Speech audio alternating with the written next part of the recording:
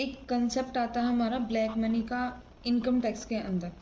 Income tax का भी international जो टैक्सेशन होता है उसके अंदर जो ब्लैक मनी होती है उसके अंदर क्या होता है कि हमारी कुछ इनकम अनडिस्क्लोज्ड होती है एसएससी की, जो इनकम टैक्स उसके ऊपर चार्जेबिलिटी लेता है।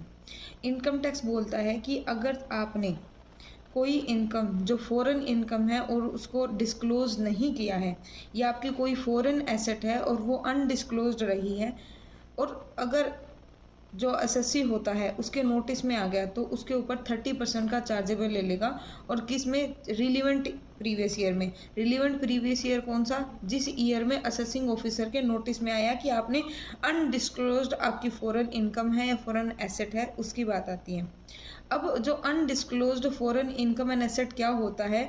वो इनकम जो आपने डिस्क्लोज नहीं की, वह फॉरेन से कमाई है या सोर्स उसका फॉरेन से हो, या आपकी जो एसेट है वो आउट ऑफ इंडिया हो, उस बात करती है। या फिर ऐसी एसेट जो आउट ऑफ इंडिया हो और आपका उसके साथ रिलेशन है, या तो आप डायरेक्ट ओनर है या आप उसके बेनिफिशियल ओनर है, या आपने उसकी एक्सप्लेनेशन नहीं दी है, आपने अगर कोई फॉरेन में इन्वेस्टमेंट कर रखी है, या फिर आपका जो कोई एसेट है वो फॉरेन सोर्सेज की वजह से आपने परचेज कर रखा है आउट ऑफ इंडिया, तो वो हमारा क्या है? ब्लैक मनी के अंदर आ जाता है। अब इसके अंदर क्या होता है कि जो असेसिंग ऑफिसर आपका चार्जेबिलिटी लेगा, कैसे लेगा?